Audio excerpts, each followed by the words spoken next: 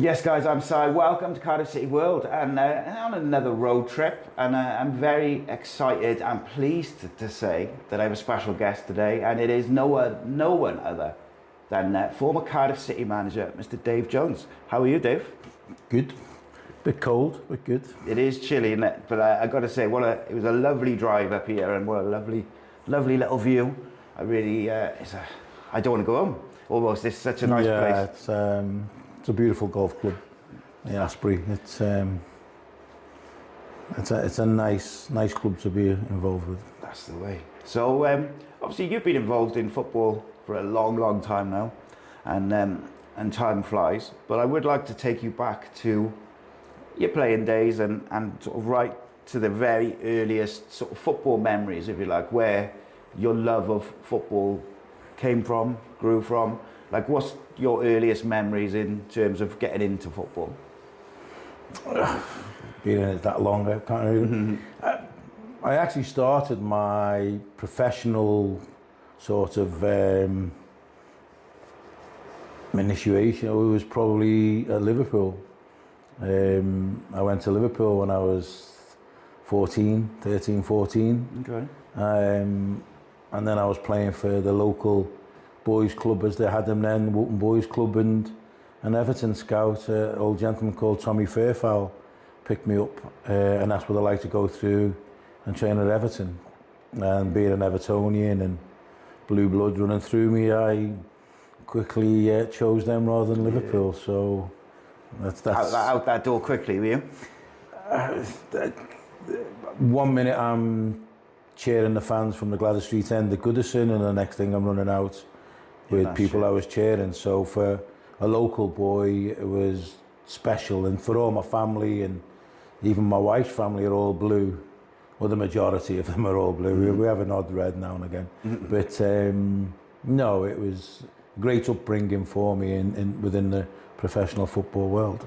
Yeah, there were some incredible players there at Everton at that time as well, in that era. Who do you think you learned the most off during that sort of early period of your playing career? Everybody, really. I mean, the one who took me under their wings was people like Roger Kenyon, who was England international, Mick Lyons. As a youngster, you know, it was all about playing for your club and feeling proud of that football club, which I did. So they're the early ones, and basically the football club. Colin Harvey was the coach with Eric Harrison, who went on to Manchester United. They're the ones who instilled that football philosophy and basically your approach towards the game and being professional and everything else. So they're the things that stick in my mind. Do you have like a favourite memory from your playing career specifically? My debut really, yeah, as a youngster boy. And not knowing I was playing until probably an hour and 20 minutes before. Oh wow, that is the thing, because I don't think the manager at the time wanted to sort of put me under the pressure that comes with being in it. Yeah, so just overthinking it, I guess, before. Yeah, and basically it was Leicester City away, and I'll never forget it. So all the trophies I've won and everything else, I'd still have to say making your debut for the club that you've supported all your life is still probably the biggest thing for me. It's every boy's dream, though, isn't it? Like, as you're a kid and you're growing up and you're kicking a ball about in the street, it's playing for your team, your sort of local team. And certainly when you know, your wife and my girlfriend at the time, and they're all Evertonians. Your life does change a little bit because they don't look at you in the same manner as start blaming you when things go wrong. Yeah, so no, I mean, for me, that's probably where my apprenticeship started, really. And then, as you go from player to manager, obviously you've been a Premier League manager, you've managed Wolves, obviously Cardiff City, which we'll get to. What did you take from your playing career into your managerial career which really helped you, do you think? I think basically I tried to treat people the way I would have or was treated. You know, when I went to Coventry, I learnt an awful lot what not to do. So, you know, you're never ever going to get everything right, but probably I wanted to treat my players, treat the way I behaved, probably the way I was or I would have liked to have been treated. Yeah, I mean, when I speak to a lot of the boys who you managed at Cardiff, they kind of very much paint a picture of you would allow them to go out and have a beer as long as they did the business on the pitch. So, you know, if they didn't play well or they were not putting it in, then they would kind of stay in or whatever. And it's that give and take relationship, I guess, between a manager and the players while still maintaining the discipline and the mentality to go and do stuff. They're adults, you know, you treat them like adults. I mean, I always felt the worst thing you could do to a player was stick curfews on them, because for some reason everybody wants to break a curfew, you know. Yes, the bad boy, you know, the devil on whichever shoulder he's on. So, and also they're in a job, they're very professional people. So I offered them the stage to go and perform. If they then didn't perform, they can't blame me. They've been out and they've drank too much or whatever, and then they can't perform. That's not my fault, that's their fault. So I don't pick them. Cool. Then where's the comeback on me? So I treated them, and I hope I treated them, as I said, in the professional manner that I would have expected any professional to. You know, listen, when I played, you know, there was more of a drinking culture. Of course, yeah. And yeah, I'd had the odd drink or whatever, but you knew when to stop and when you had to perform. And if I didn't perform because I'd been out drinking, then whose fault is that? It's nobody else but yourself. So if that's the way they wanted to behave, they wouldn't have been in the club very long. Obviously, these days, like you said about the drinking culture in the 70s, the 80s, even maybe the 90s as well, like it is different to today. You know, you find that a lot of players don't drink. Maybe some of them should. No, I guess. Yeah, well, this is it. I think there's got to be a happy medium between work and relaxation, because otherwise you drive yourself a bit nuts. But I'm interested in if you think it was harder sort of in that era where there was a bit more of a drinking culture to maybe now where there's different pressures like social media and the 24-hour news cycles. Because I think in that drinking culture and that sort of era, there was other pitfalls to fall into, because a lot of the teams, a lot of the players would be out drinking and stuff like that. And as a young player, you've got to navigate doing, you know, joining in that and doing that yourself, but also being able to do it on a pitch. I always remember stories about Brian Robson being able to drink ridiculous amounts, but then he'd be the first one on the training ground the next day, having, you know, got in and early hours of the morning. And I wondered what that was like for a young player to navigate, because it's a different I played with Brian at you know, England youth and under 21 level, so everybody will have a story about somebody and they always add on, so maybe there's a couple more added pints on or whatever. Yeah, a couple of hours later. You know, I remember signing Robbie Fowler and we went into Cowbridge for a drink, and he was drinking Coke, and someone took a picture of him drinking Coke, but the picture looked blurry, and it wasn't. He was on Coke, but the following day in the press was, you know, celebrates with a pint. Yeah, and it was like, well, that's not true. So I think the drinking culture then, yeah, it was hard. It was more so probably than it is now, but there's other things now. There's lots of other things besides drink that people take. So there's always been pressure, and the higher you are as a professional, if you're playing elite football, then the pressure's always there. You don't always have to have a camera or the media. The pressure's always there. And the only pressure that I wanted to bring into the football club was to perform. And you actually perform better when you are under pressure than when you're not. Yeah, because you know, I just wanted players to be their best that they possibly could, and I tried to get that environment, and not just with players, with the whole staff. You can't just have it with players. Your whole staff's got to buy into that philosophy, that ethos about your football club, and that's what I always try to do. Yeah, it's a team effort, and I think sometimes the manager gets the blame, gets the credit, but sometimes the staff are the ones who get a bit forgotten, but not by people like yourself and the players, but by the media generally. It's like players, manager. No, listen, everybody's going to blame whoever they want to blame. Course, it's you know, I read the other day, you know, player said the new manager's gone in and the training's changed and it's fantastic and the atmosphere is this and it's that. Everyone's got a smile on the face.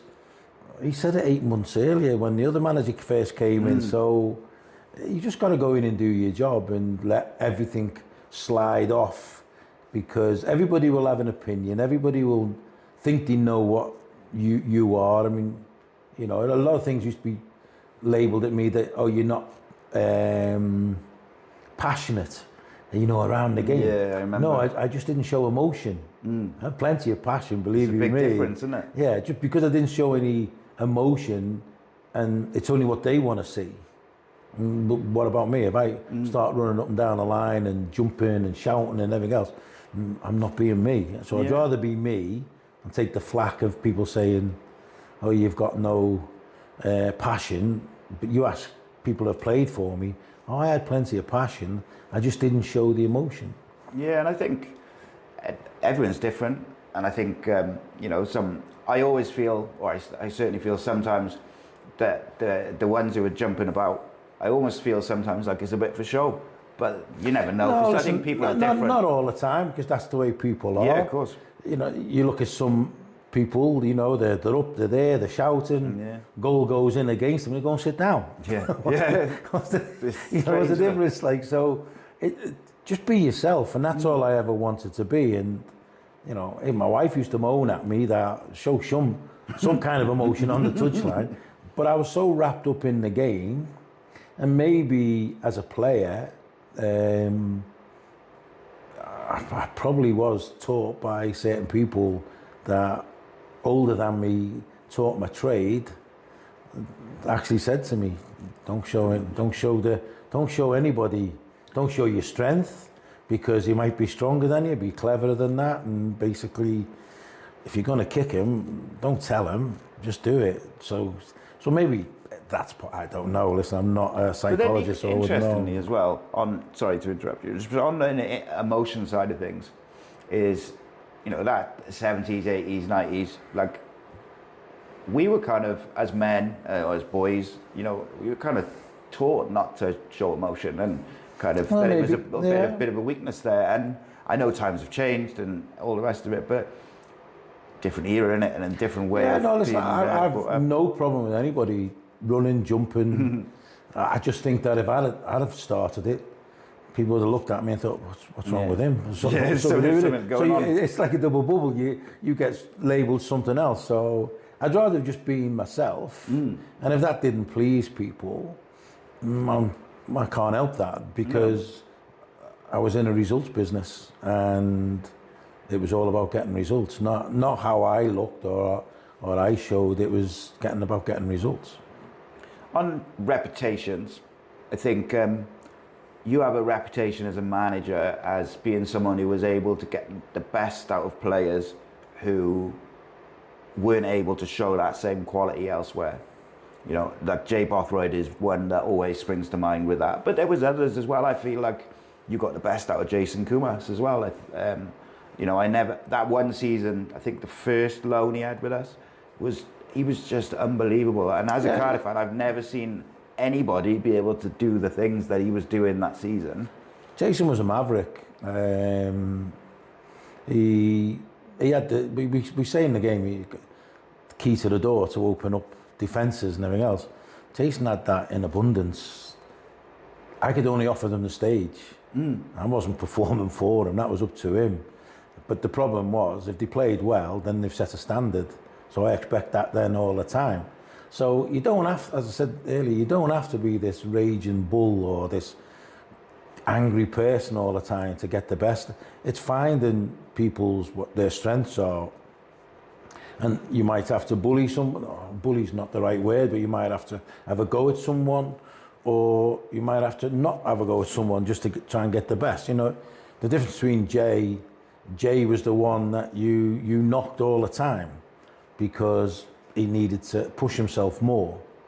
But if you take someone like Chops was more that you had to put your arm around and cajole a little bit.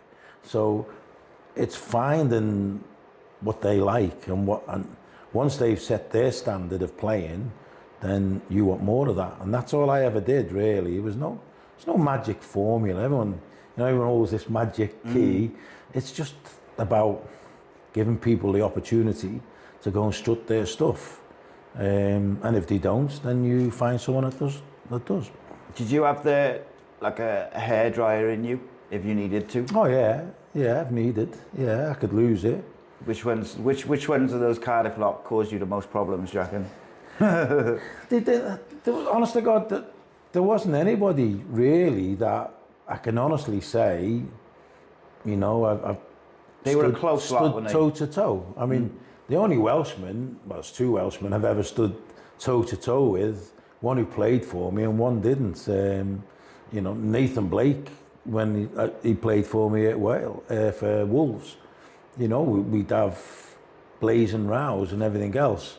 But I remember once with Nathan that we had this blazing row. I think it was either on the Saturday or the Tuesday. I yanked him off, and then the following game I picked him, and he come to see me and asked, why we've had a big argument. Are you my best striker? Yeah, well, that's done now. That's over. That's done and dusted. And you've got to prove again that you can go and do it. So, there might have been times that I left him out, or because I didn't think he was the best for me. So there's no right way and there's no wrong way. It's just finding a way that's going to get the best, and as I said earlier on, the result for you. Yeah, and I guess being a manager, the pressure on results is higher than ever in the modern game, I think, because managers get no time. Pressure's always been there. But it feels like now, doesn't it? Like if you lose 3-4 games. But the pressure's always been there to get results. Yeah. You might have just had a little bit longer in the past, but pressure's always been there, isn't it? There's never, you are in a pressure position. That's what the environment is. It's all about results. You don't lose week in, week out, and people are trying it. Oh, I won't change my philosophy. Well, hang on, you're losing. Yeah. And how long do you go just losing before the fans turn on you, the board turns on you? It's a results business, and that's the way you've got to look at it. And that might mean leaving people out, or I know you're going to ask me some questions about that, getting rid of people. It's just your opinion. They can go on to the next one and prove you wrong. Just show what they can do. But that's just the environment that we're in, and that's where the emotion, you've got to take that out sometimes, because there's people I've let go in the past or whatever that have I done the right thing? If you start questioning yourself all the time, then you won't make any decision, and that's the one thing you can't do in football. Is there, just on players, like where you've let them go, is there anywhere you look back and you think it was the wrong decision? No, not really. There probably is, but generally there's no one that you think. Don't dwell on it because it's done. I can't bring them back. I've sold players in the past. I mean, another Welshman, I've sold him and brought them back. And Big Paul Jones, the goalkeeper, I think 3 times I've signed him.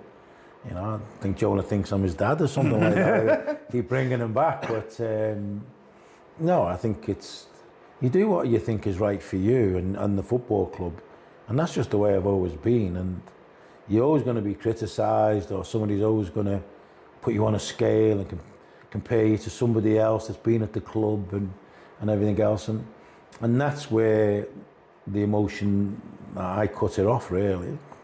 Yeah, and I guess at the end of the day, you're going to kind of live and die by your decisions as a manager, wherever you are. Who stays, who goes, it doesn't really matter. Ultimately, it'll be results. And so it's in all walks of life. It's not just football. Yeah. No, of course. You run a business, and people aren't producing what you think. You have to move them on and get someone in that will do that. So there's no difference. It's just sport is such an emotional sort of environment that everybody has an opinion. Oh yeah, I think it's not even worse, because I think without it I wouldn't even be sat here with you probably. But in terms of media and social media now, everybody's got an opinion and everybody's got a way to voice it. And they're right. Yeah, of course. Every football supporter, their opinion is correct. Yeah.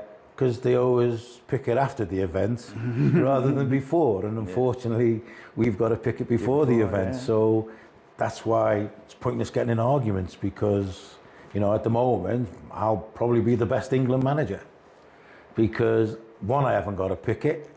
And two, I can pick through it after the events where the manager can't. So it's a lot easier then, isn't it? Yeah, of course it is. It's great to sit up in the stand and go, I'd have done this, and I'd have done that. And you know, you listen to pundits and all that. Well, if you're that good at it, go into it. Yeah. Stop sitting behind a desk and go into it. So, but that's all part and parcel of football world. Yeah, you know, everyone has an opinion, fans, and it doesn't mean because I'm in the hot seat that my opinion is right all the time.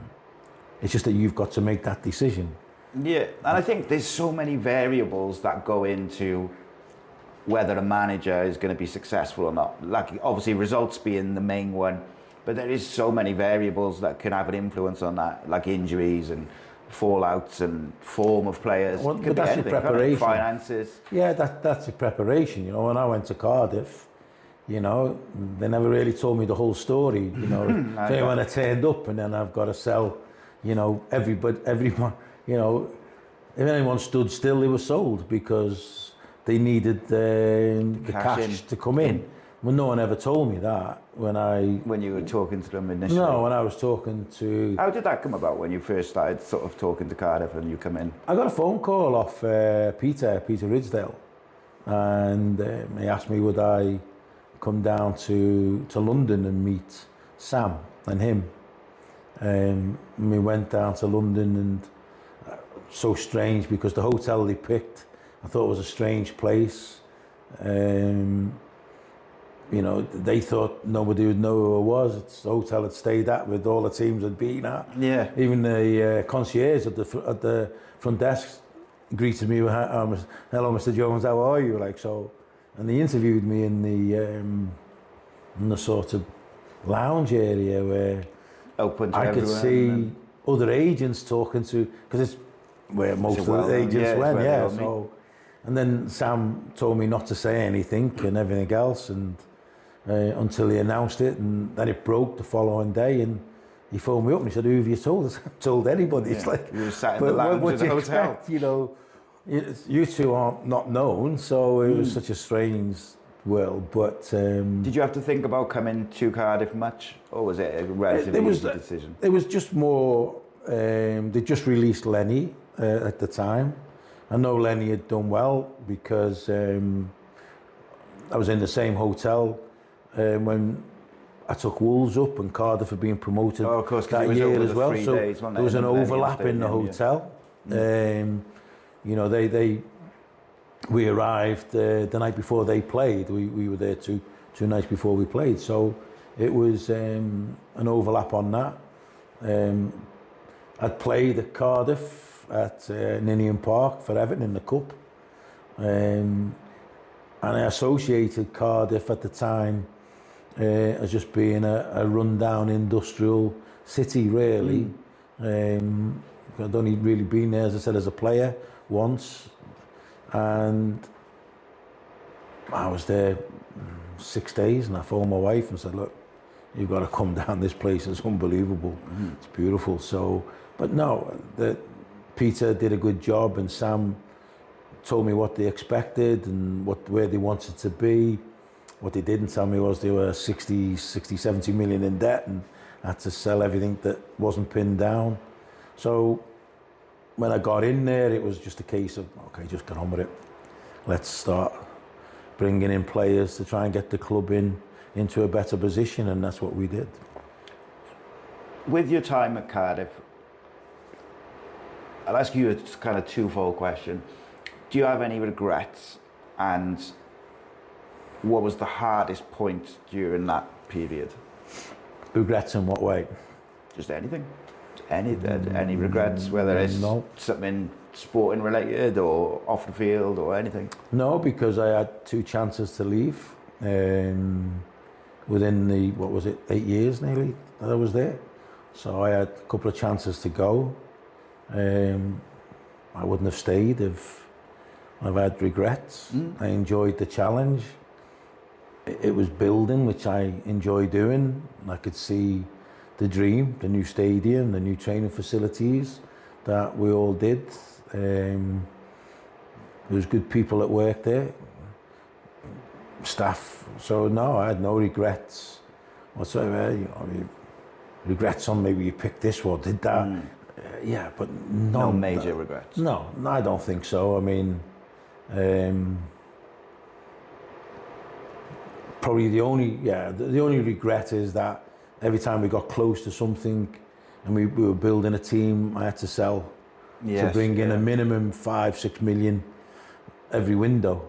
Just cuts your legs off every time, doesn't it? Yeah, so it was like 2 steps forward and then 3 or 4 back, and they were the difficult points. But if I was bringing someone to the club and selling them a dream of where we wanted to be and then walk away, I wasn't being truthful, and that's important to me, is being truthful. And if I'm going to say to a player, look, come here and do this and we're going to do this together, and then the following day I walk out because I think someone's offered a better opportunity, then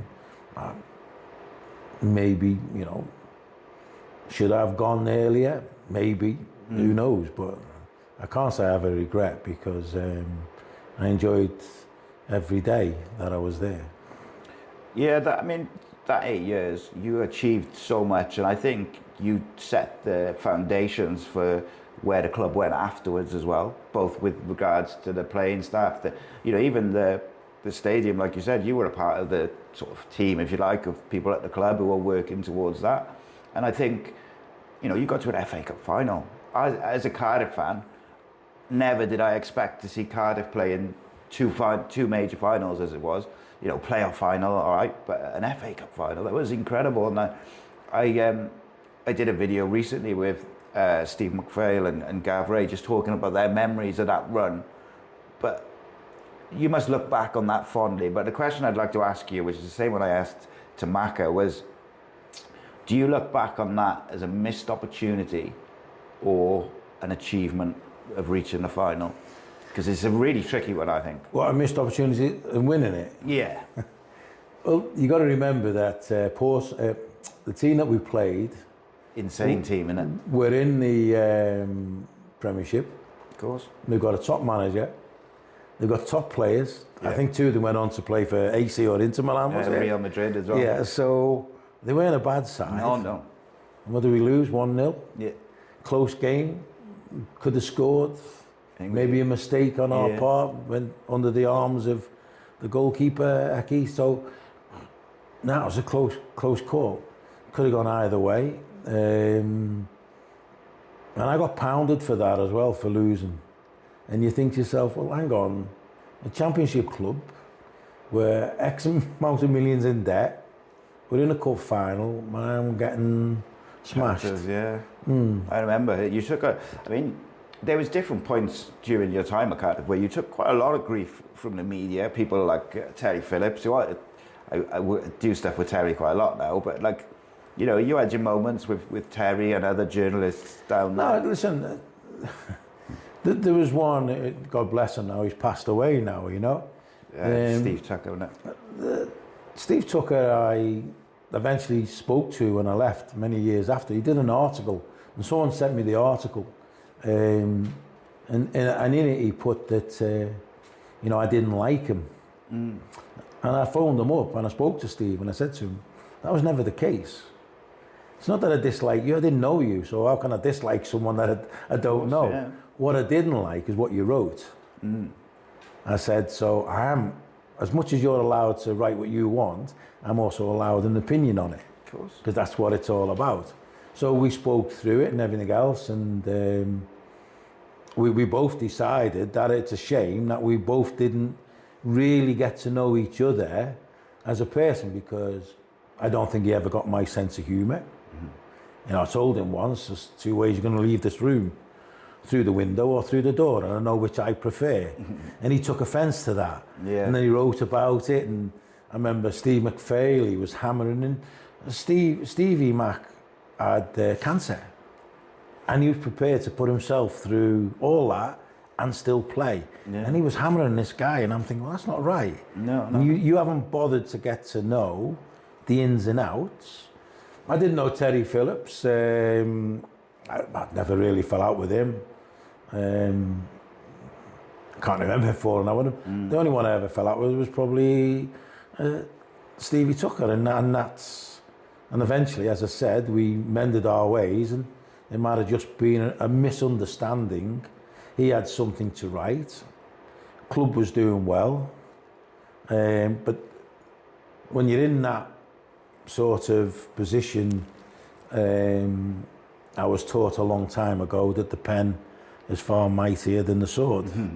So, you know, it can put 10,000 on the gate, or a pen can take 10,000 off, depending how you write it. And I just thought his writing and the way he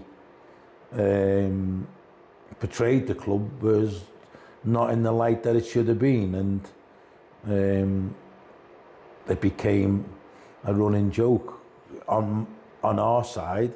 It was how much I could upset him without being, you know, the staff used to say to me, "Oh, get these words in today, Dave, get them words in today."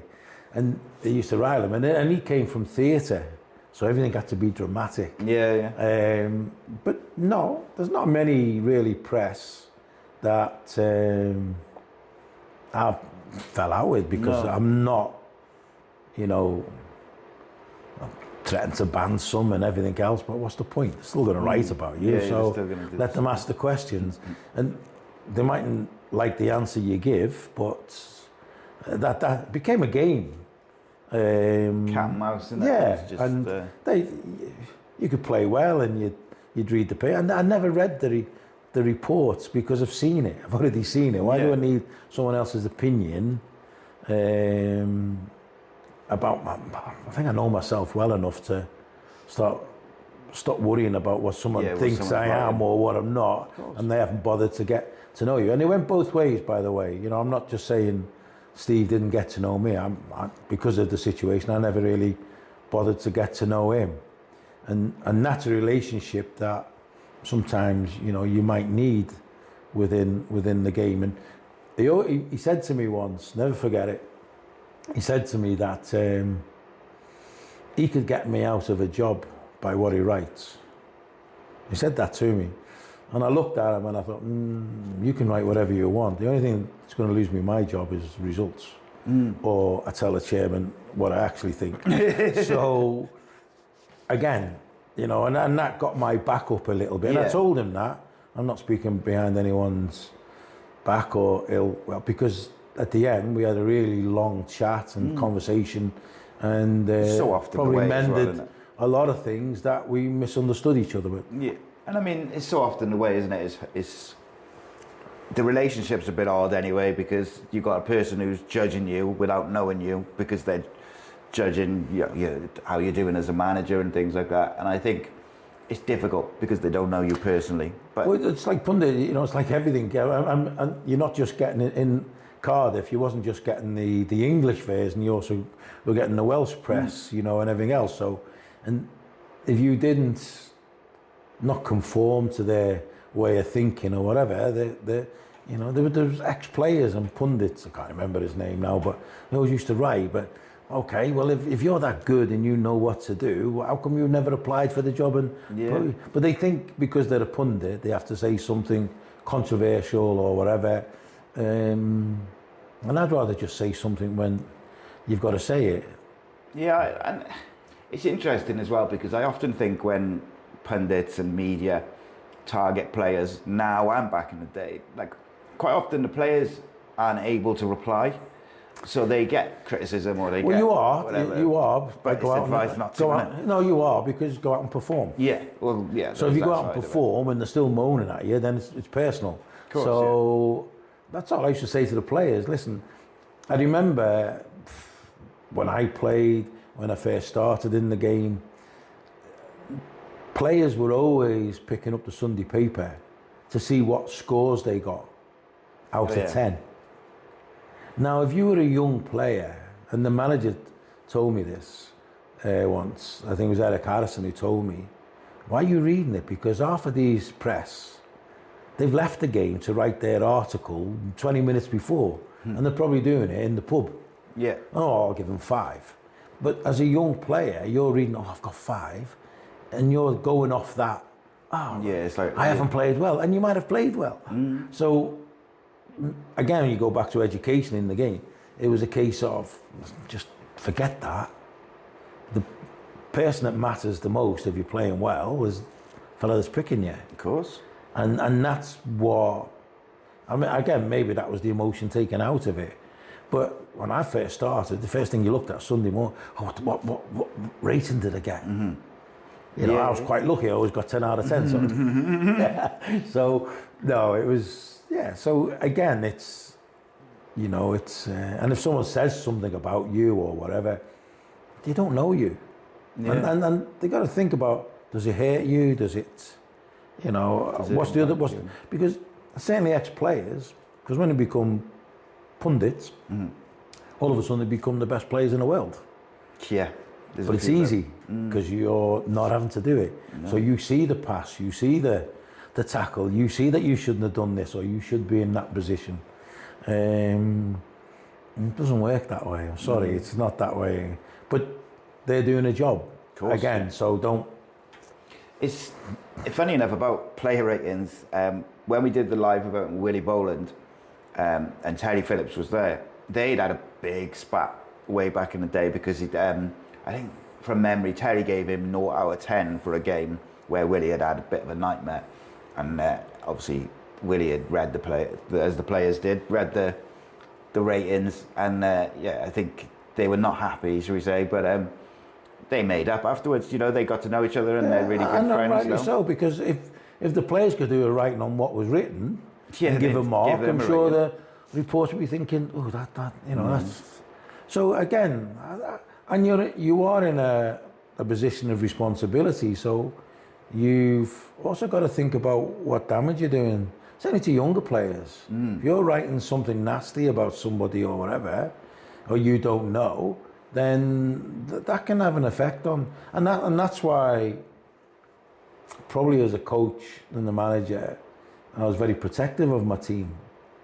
You know, certainly, you know, likes of Stevie Mack and all them, and players that play with injuries, and okay, but they were going out there to try and give you their best, and then someone's slamming you because you haven't played well or whatever. And I always remember listening to a certain journalist giving Kev McNaughton a load of grief towards the back end of his time at Cardiff, but they were giving him a lot of grief about his performances, and he was playing with, like, his hip was so bad for the last few years of his career, but no one knew that until afterwards when he talked about it. And it was just like those, you never quite know what's going on. If it's not being made public, you don't know what a certain player is going through, or a manager, or what's going on in the dressing room. There could be something, you know, family related, especially when players come, you know, if they've come from up north and they move to Cardiff and their family's still up north or whatever it may be. The biggest one for me was Peter Whittingham. If you go back and you look, the press used to hammer him. He's lazy, he's this, he doesn't tackle. But then I remember a manager rang me from the Premiership, asked me who's the best midfield player in the division, and I told him, by Peter Whittingham, and a top club. And he said, oh, the reports are he's a bit lazy and he doesn't tackle. Peter had the most interceptions, didn't need to tackle, he read the game. And because he's not thundering in and smashing people, he's not doing his job. And then it's quite strange that the longer he stayed at the club, it sort of changed, didn't it? People started looking, oh, this lad's a good player. But Peter was, we used to laugh, the staff used to take the mickey out of us, who was more horizontal, me or him, in discussions sometimes. But when I signed him, I knew that I was going to change him from a winger because I thought he did have the ability to go and play inside. When we did that, first few months he got hammered.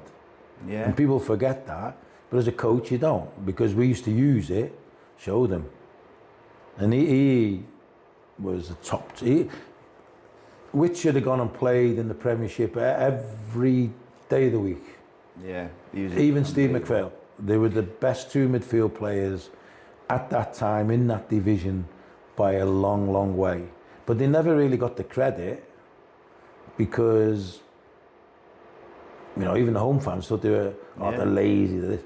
You ask any player that played with them, they were top players. Yeah, like when you were saying about Wits there, I was thinking that Steve McPhail used to take a lot of grief from the home fans. Sideways passing, you know, just doesn't really do anything. He's not thundering around. He'd be brilliant today, then, wouldn't he? But since that time's gone on now, I think people appreciate him more, and they say, "Oh, we could do it a midfielder like that." But at the time, I remember people just didn't give him the credit that he deserved. And if we played head tennis, I was always on their side because they never give the ball away. They never lost it, but they were at the time they were top two players in that division, and we were very fortunate to get Wits at the time from Villa. I was shocked that they actually sold him to me, if I'm being honest, but I just saw something in him that I thought, wow, this kid can play, and probably never fulfilled his potential that myself and Terry and Wilco, we all thought he had. But he went off playing the Premiership, but he was capable of playing for and the club it was Kenny Dalglish, Liverpool, said to him, take him. Yeah. He is a top player. But it worked out well for Cardiff because he stayed there a long time, and sadly, you know, he's passed away now, but he was a top player. Yeah, he's unbelievable. But I mean, on them too. But you built and rebuilt really a couple of times. But in that 8-year period, you had some unbelievable footballers that, you know, me as a Cardiff fan, grown up in Cardiff, been Cardiff in Division 3, Division 2, and worked our way up. I never expected to see some of these players playing at Cardiff. You know, like the Bellamys, the Hasselbanks, the Fowlers. You know, the huge names in football, not just in Cardiff, representing the Bluebirds and things like that. And when I look back at that period, it is quite astounding to me that we had the players that we did. You know, even like Jay, just an unbelievable player on his day. Even like the names, it goes on and on, doesn't it? Like Jay was brought in. I remember when I tried to sign Jay, every manager I spoke to, because you do your research. Don't get me wrong. You go and do your research as much as the player will do the research on you. So everybody I spoke to about Jay, don't sign him. Don't he's this, he's that. But I learnt a long time ago that people react differently to different people. So don't take it on face value because someone says, don't touch him, he's no good. He might be no good for that, but he might be good for you. Yeah, cool. So I sort of looked at him and I spent about 4 hours with him trying to sell the club to him. And his agent, Sky Andrew, said to me, he took a call and he said to me, there's another club that want to speak to him. And I just spent 4 hours speaking to Jay. That's a long time speaking to Jay, 4 hours later. So I said to him, if you walk out that door, I promise you I won't come back for you. And I said, I've just spent 4 hours. 4 hours I can be doing something else. But I've sold you the club, told you what we're trying to do. If you walk through that door, I promise you I will not phone you if this club doesn't take you. And he said, I'll sign for you. And that's what he did. Jay, for me, didn't fulfill the potential that he had. He had far more to give. I thought he had everything. Right foot, left foot, quick, big, good in the air, strong, good finisher. He had everything. But there's just, and I've spoke to him and I play golf with him now and again, there's just a cog that stops at certain points going round.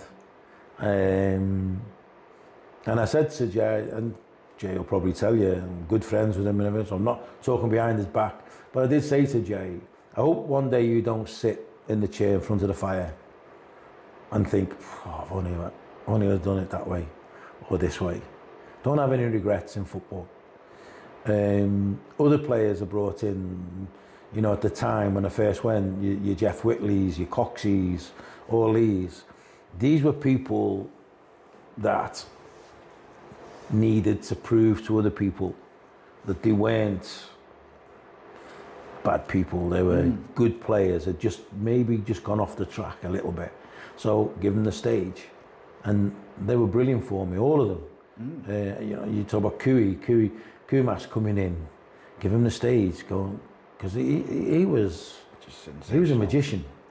You know, he glided past people, and we saw that in young Aaron. He had not lightning quick, but glided past them.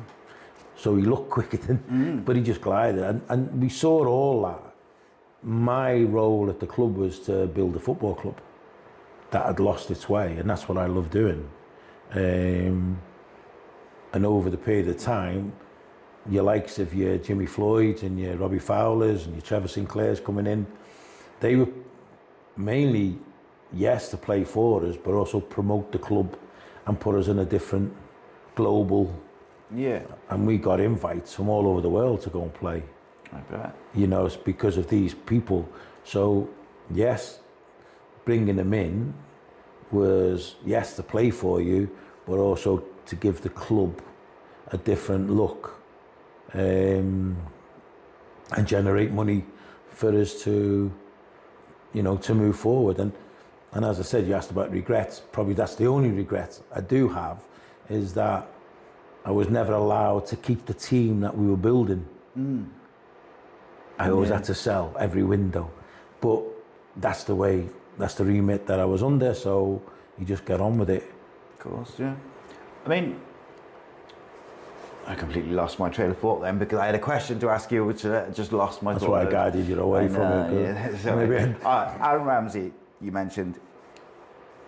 How difficult a decision is that for you as a manager to bring a kid into the group? Like 16 at the end of the day, it's a kid, isn't it? Wasn't a problem because he was good enough. You know, Jimmy Floyd and all them used to say, when I said to his parents, because we took him out of playing youth football, he wasn't gaining anything from playing in the youth team.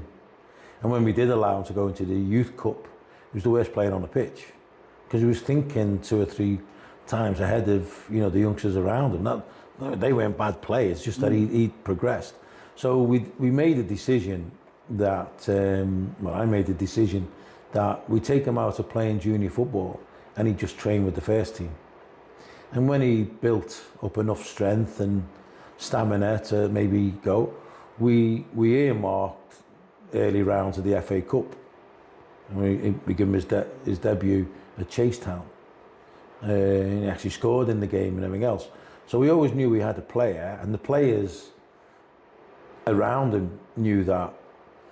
And when you train him, we spoke, you know, your Peter Whittingham and your Steve McPhails, and this kid had all that ability.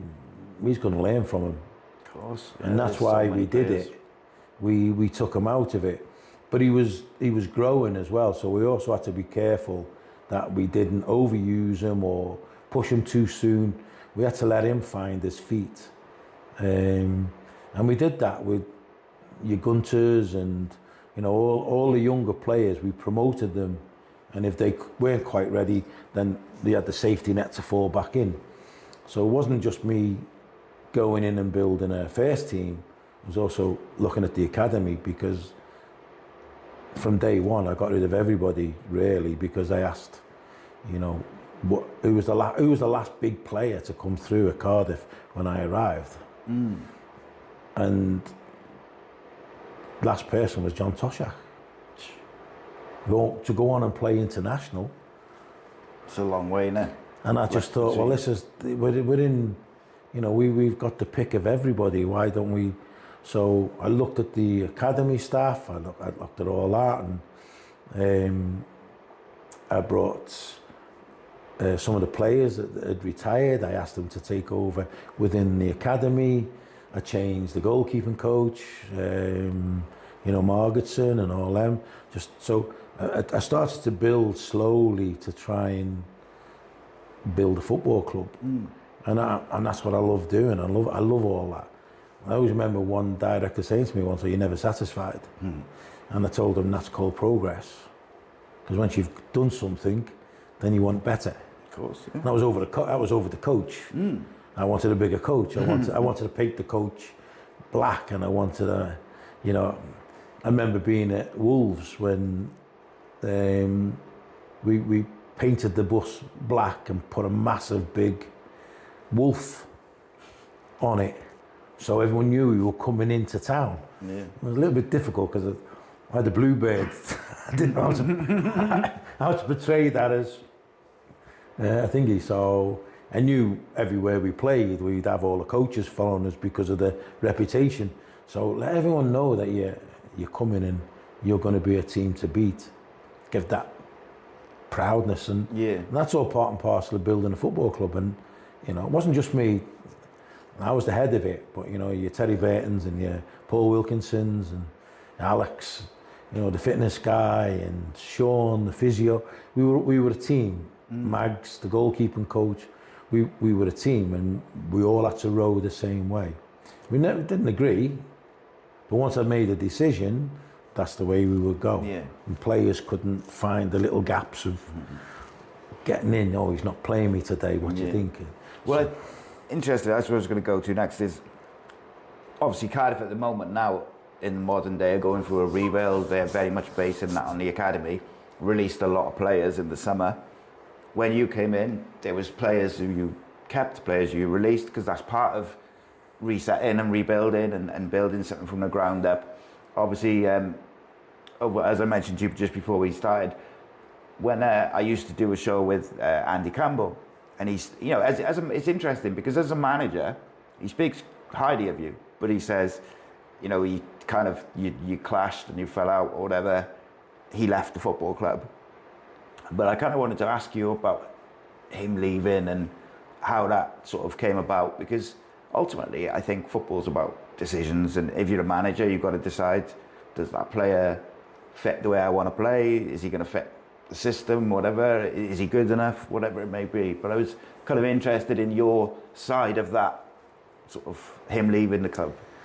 I don't know. I mean, I know Andy, he had a go at me. Don't know what for. You said to me earlier on that I sent him with the kids. I don't remember that. It'd be very odd for me to do that, because I don't ever remember sending any senior player to train with the kids.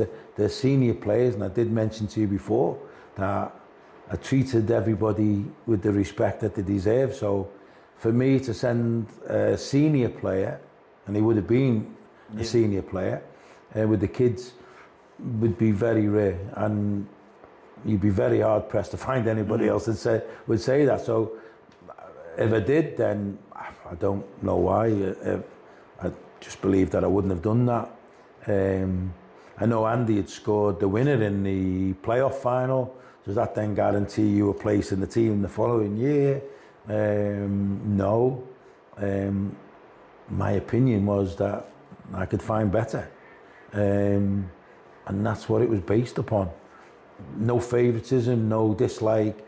I've played players that I didn't like, but as long as he did his job, I'm not going out for meals with them and drinking with him and everything else and sitting in their house, you know, during the week. They're there to do a job, and that's the way I looked at it.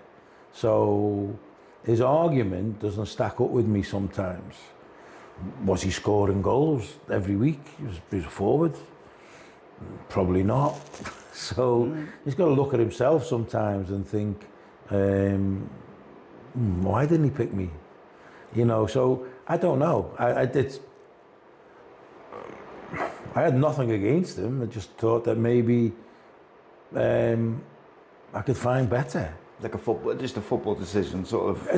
There are always football decisions. I said before, there's people that, well, I don't like you or whatever, but if they go and do their job, I've had plenty of players fall out with me. I mean, I remember saying to the general guy at the football club, the workman, make the door like really hard to slam.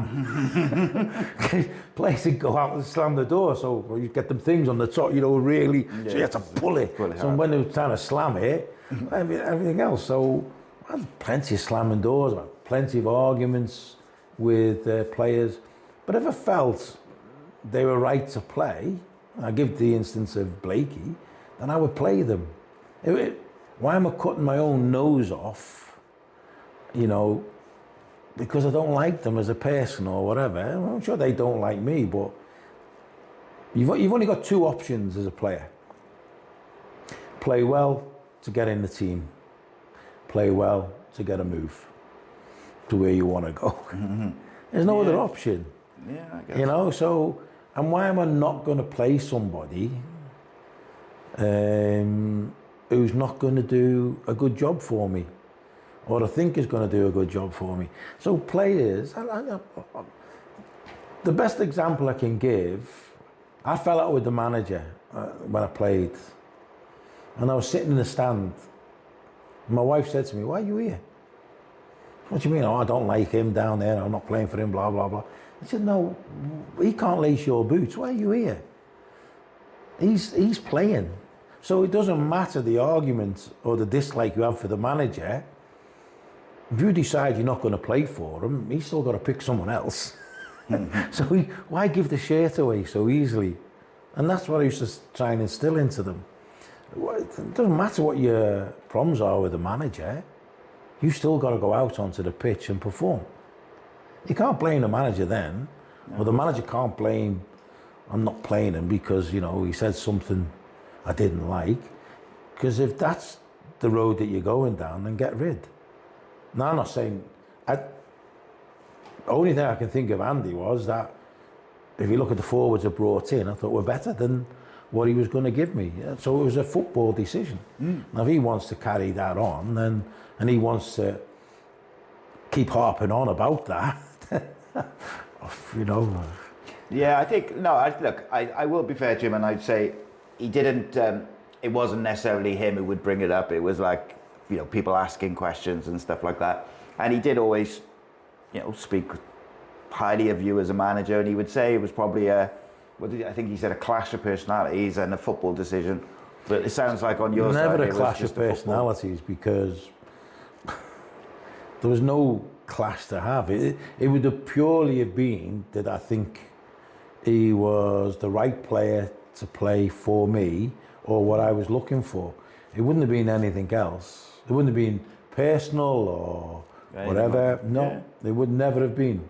Interesting. It would have just been purely on a football decision that maybe I can't think who were brought in after that, so. It's interesting though, because I think another player who has a reputation of being kind of not problematic but fiery is Craig Bellamy. You were able to bring him home to Cardiff, which I think at the time was just an unbelievable move, because I remember the season before he came to us, he absolutely tore Rio Ferdinand apart in a Manchester derby. Like, he was still at a very high level. Like, I know he had injuries and stuff like that, but he was still at that sort of a top Premier League footballer. And then suddenly the next season he was down with us, and it was it was a big deal for Cardiff fans, I think, because he's a Cardiff boy. How did that move come about? And you mentioned like you do your research and stuff on players and where you sign them. Was there any sort of thought process with you where you were like, you didn't want to bring him in because of rumours of the things that happened in Newcastle? If you went on that process, then you don't touch Craig Bellamy. So we lived in the same village. Ah, okay. He'll tell you, now and again I'd ride my horse and get my horse to shit on his drive, something like that, so you get angry with me, something like that. No, I think it worked for both of us. We were looking to bring a player in that would set everything off.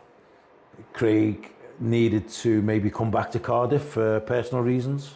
Yeah. So basically it was something that was there if we could get the contract done. He wasn't getting on well with the manager at Man City. I knew his agent. We thought we could get him out. And we got him out for ridiculous. It was a ridiculous deal for us. Great deal for the club. Because the season tickets went up, shirt sales, memorabilia.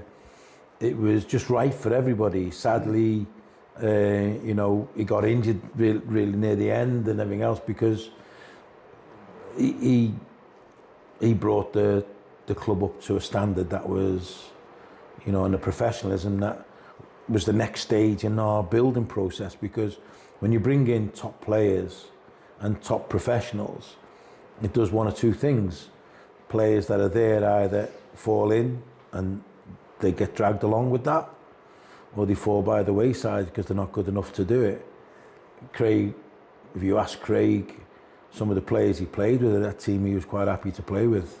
Yeah, Steve McPhails and your Whittinghams and people, your Jays and all them, Alan Ramsey, because he looked at that team and he wouldn't have come if he didn't think it was a good team. Yeah, of course. Because why would he put his reputation on, you know, on the block? So he knew what we were trying to, and he got frustrated because he knew I had to sell players to clear past debt and to survive. And I remember being on the coach once, travelling to Coventry, where we were waiting in the car park to see whether the club was still going to be going.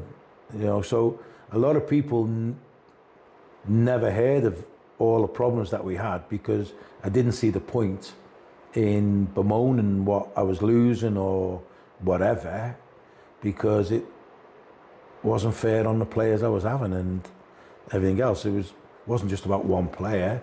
If one player went out, then it was up to me to try and find somebody else to come in and do a job.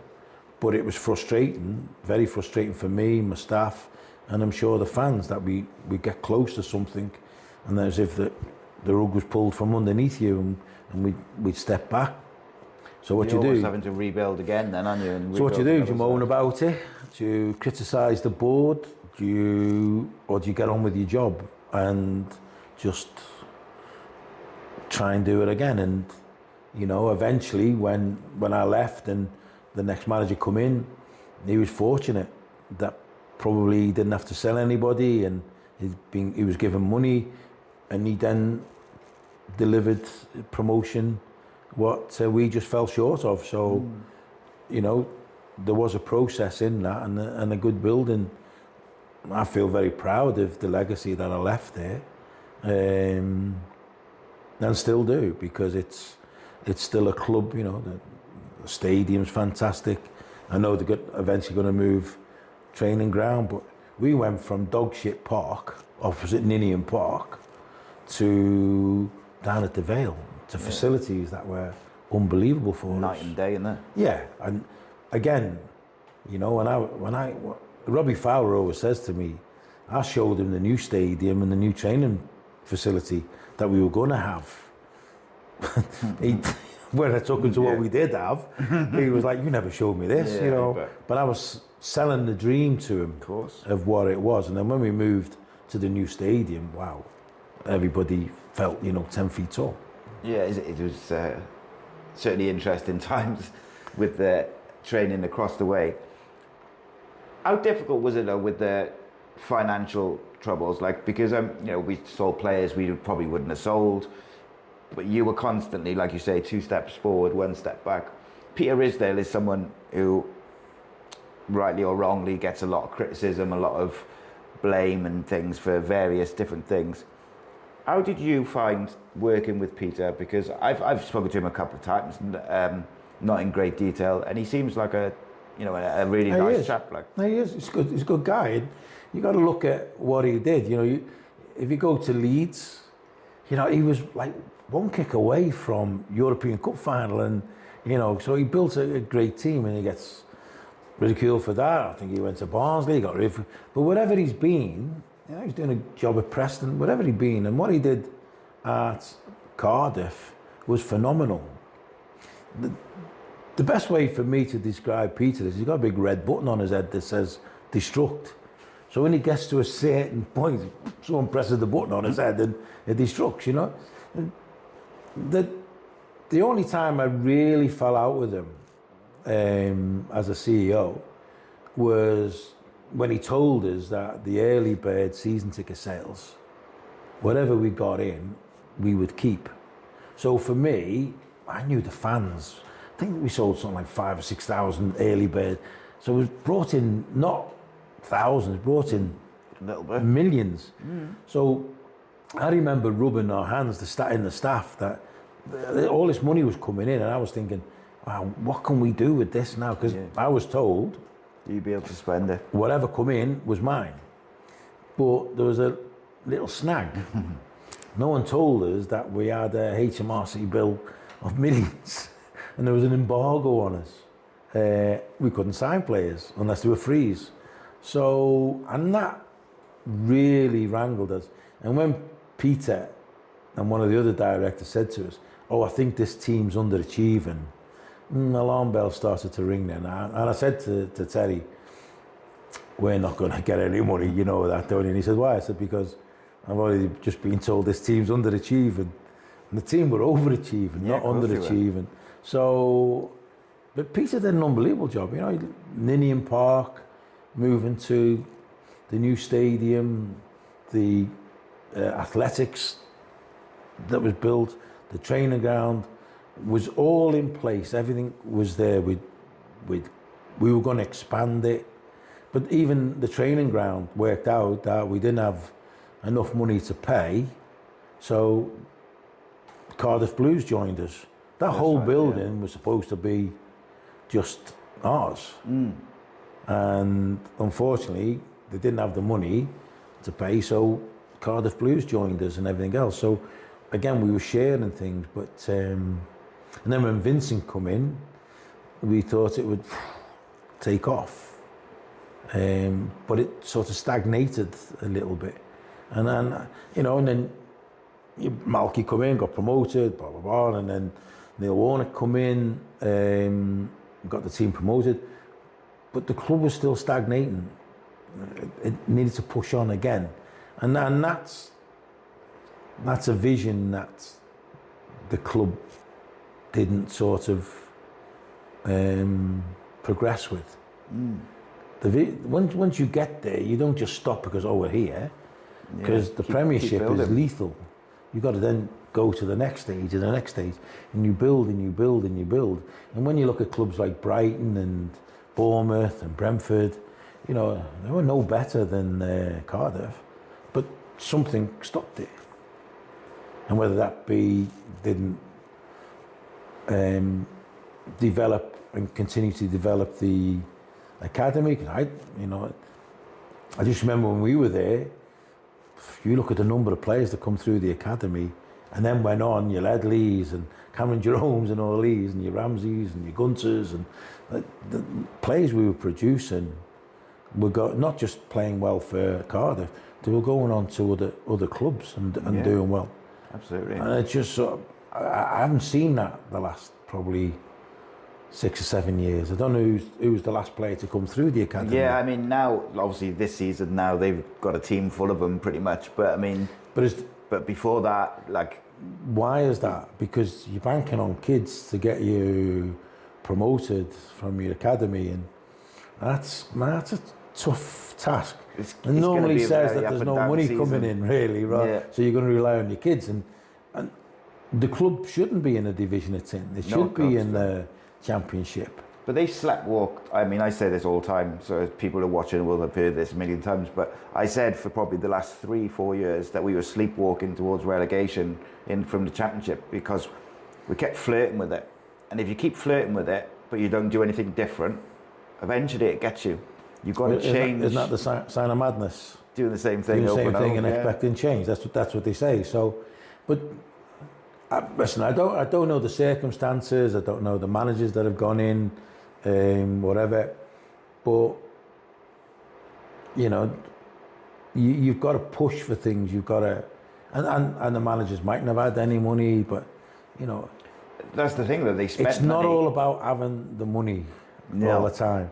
People think the more money you've got, it helps and everything else, but it's a bit more than that. You've got to build a culture, build an ethos, and I think they lost that somewhere along the way. Now, I don't know who lost that or whatever.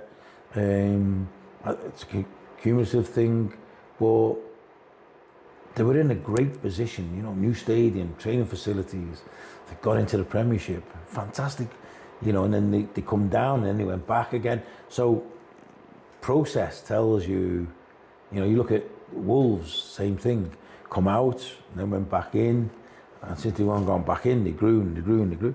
And you know, they're struggling now, but you've got to look at what the build, process. Haven't you? And you've got to kick on. We always used to say putting blocks in place, but if you're putting blocks on sandy ground, it shifts.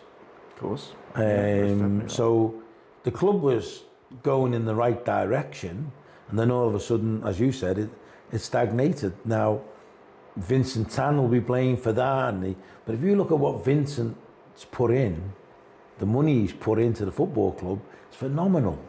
Unreal amount of money. So it's not, you know, sometimes whatever you wish for, sometimes isn't always the best way, and you've got to be a bit more, better thinking in your process than just thinking, oh, it's because he's not putting money in now. I was taught a long time ago, you don't have to have money to have a clean house.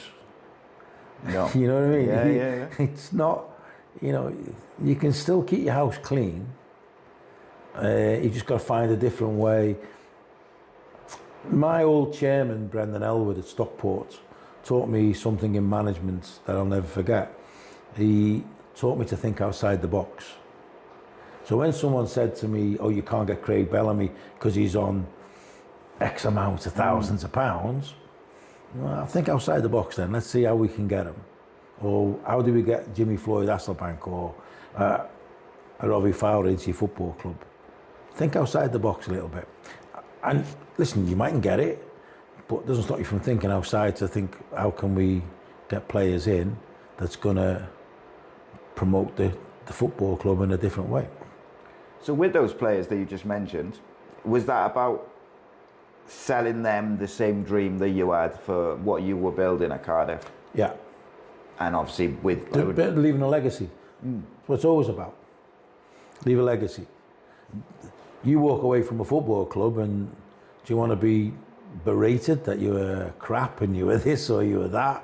Or is it nice to leave a football club where, you know, the fans still think quite highly of you? And you're not gonna. I'm not gonna please every Cardiff supporter, you know, because when I was there was always someone who didn't agree with what I was doing or what I said. But unfortunately, I was the one in the position of making the decisions. It's easy to criticise from the sidelines, but I'm proud of what we achieved. And it wasn't just me, because, you know, it was the staff, everybody associated with the football club. We built a culture, so it was a nice place. I remember when we moved into the new building down at the Vale, and we took the girl out of the hotel to come in and wait on the boys and, you know, do some cooking and everything else for us. I always remember her saying to me after about 6 months in the place, I was a supporter and I used to go and have a right go at some of these players sometimes, that they weren't doing this and they weren't doing that. And now that I'm working with them and I see them and they do care. Yeah.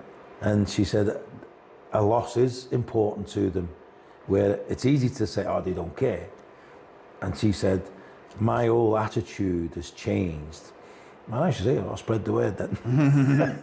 Yeah. You know, spread the word that if we do care and it's, you know, if we do lose, it's not, oh, well, we'll move on to the next one. It's like when we played Swansea and people say I played it down. No, I didn't. I knew how important it was. Of course I did. But what I wanted the players to do was play the game, not the occasion. Because I played in derby matches, Everton v Liverpool and things like this, you know, Southampton, Portsmouth. So I played in big derby games where I knew it was important as a player, as a fan. But sometimes you go out and the occasion overtook you, so you didn't perform. So when I trying to play it down, it wasn't because I didn't think it was important. I knew how important it was. But again, it was about going out and playing the game. And I knew when I was there that no Swansea or Cardiff had won 2 derby matches in the season. Mm-hmm. I knew that. I'm not stupid. So I didn't want to be the first manager to lose 2 games to your biggest rival, of course, home and away. Yeah. So it was about, again, preparation. But it's it's about winning as well. You want to win those football matches, and if the players get caught up in the emotion of it and lose, then that surely is better to be a bit more composed, calm, collective. Don't play the occasion and win. Then you get the result you want, isn't it? But that's, and as I said to you, you know, not how passionate they are. Of course I know how passionate fans are. It's tribal. It's important for them, you know, to hold the bragging rights. You know, I played in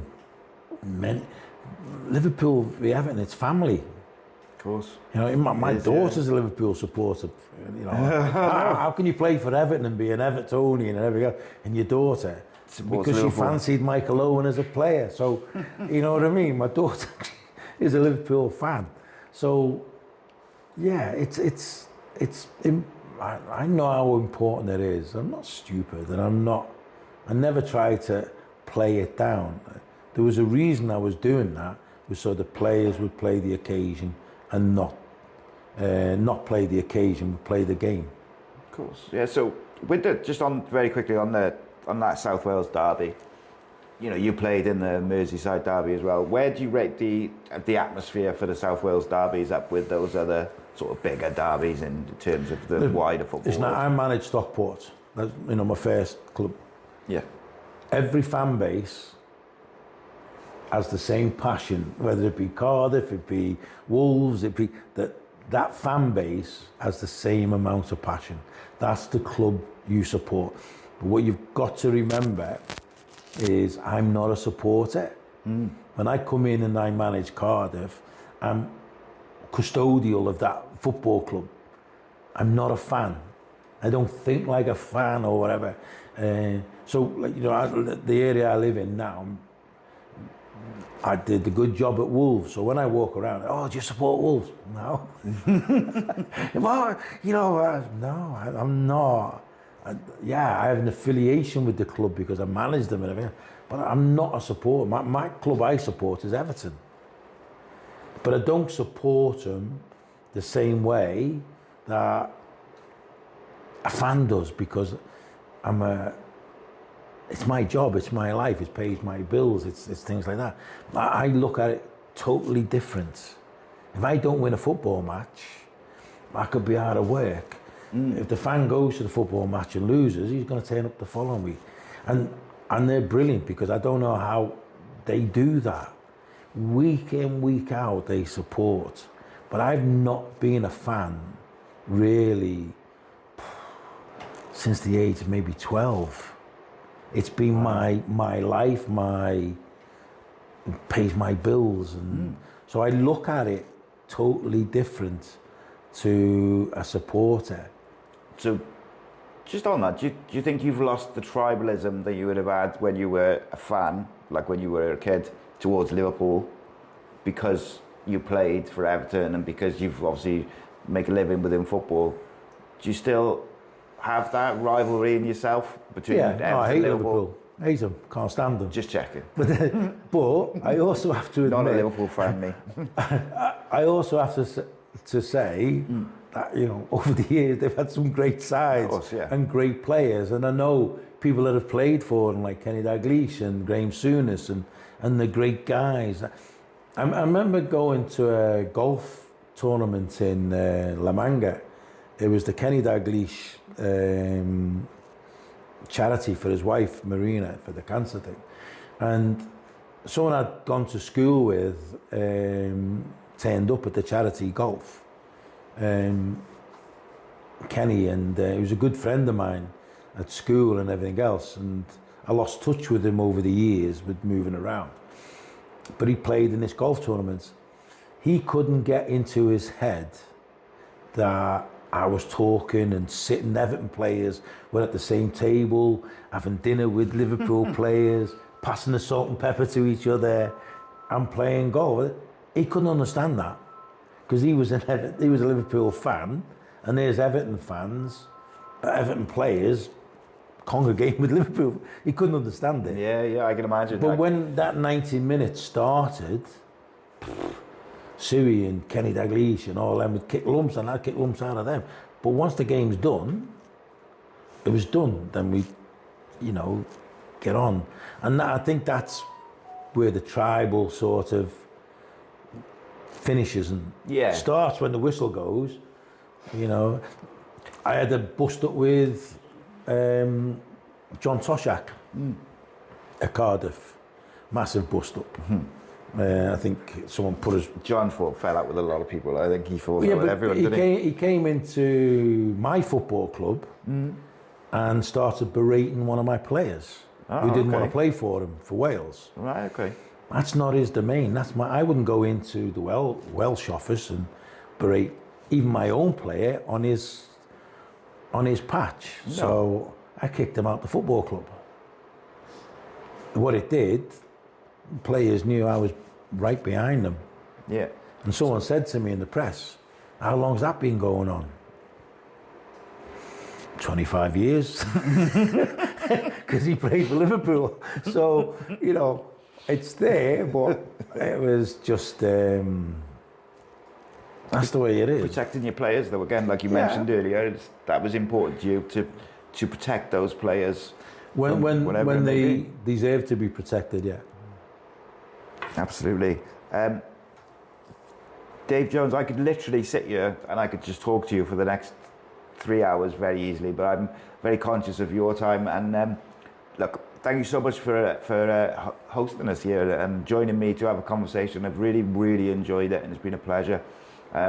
Guys, Mr. Dave Jones, former Cardiff City manager, former Premier League manager, and legend of the game. Thank you very much. Thank you. This channel is powered by an incredible membership community on Cardiff City World and patreon.com/AcePodcastNation. Becoming a member unlocks exclusive rewards from early access to live event tickets, bonus content, and even the occasional inside transfer scoop when we get it. But more importantly, it allows us to bring you top quality Cardiff City content 7 days a week. Across those 7 days, we're talking match previews, exclusive interviews, instant match reactions, the breakdown podcast, tactical deep dives, the Spotlight series, Bluebirds Rewind, Academy Focus, and just so much more. Led by myself, backed by an army of passionate Cardiff City fans, this is content created by fans for fans. Balanced, professional, and 100% all about the club we all love. If you enjoy what we do, then join the community today and support what we are doing as we help to keep Cardiff City World flying high.